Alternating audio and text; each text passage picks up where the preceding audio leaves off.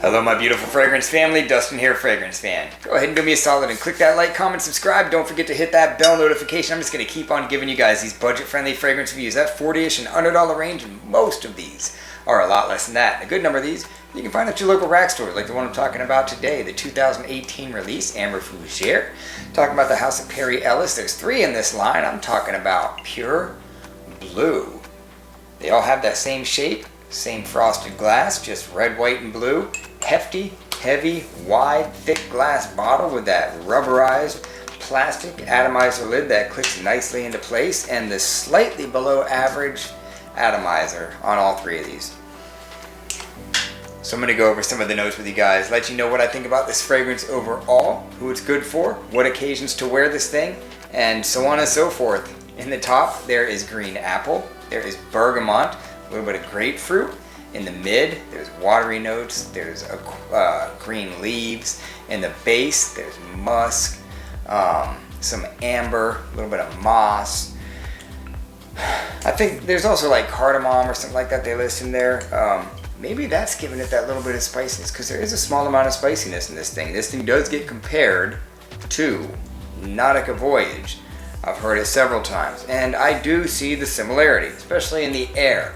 Now, right off the bat, it has a little bit more zest, a little more fresh spiciness to it than Nautica Voyage does.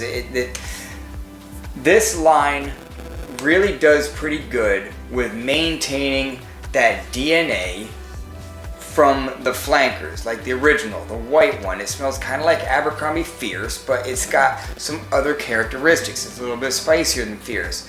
The Perry Ellis Bold Red, this Pure Blue, they all kind of have certain aspects of that same DNA. If you're familiar with either one of those two, then picture a Nautica Voyage version of those, and that's what you get with this. If you have Nautica Voyage, I wouldn't even say don't get this, because I mean, it's similar, it really is, and I'll wear both of them, there's no doubt about it. Because to me, Nautica Voyage is more like not shampoo, but like conditioner, maybe like some kind of Garnier conditioner, or it's just smoother and waterier, where this has just some additional spiciness to it. So I think it differs enough, in my opinion, that you can have both of these and not be too redundant. I mean, that's just my opinion. So overall, I will say I'll go as high as a 5.5 on this. Now, a 5 is good smell and fragrance. 5.5 is my overall rating. If I'm basing this on scent alone, I'll go as high as a 6 or even a 6.5. So I drop it down so much, it's because the performance. I just can't get this thing to perform on me. I could be different than the rest of the people. A lot of people get like around average from what I've seen. The projection is minimal, but they get like average. I just don't. I refreshed a bunch of times today, and I couldn't get more than like an hour and a half or 2 with this thing. But I was enjoying every second I was smelling myself with this guy. I love Nautica Voyage. I love that style of fragrance, the Hollister waves and stuff, and I love a good marine, aquatic kind of fragrance, and that is exactly what this is. The color of this bottle is perfect for what this thing smells like. It's a little more youthful, it's very casual, very daytime, excellent for the spring, summer, in Florida, early days of fall, because it's still stinking hot in fall here. And like I said,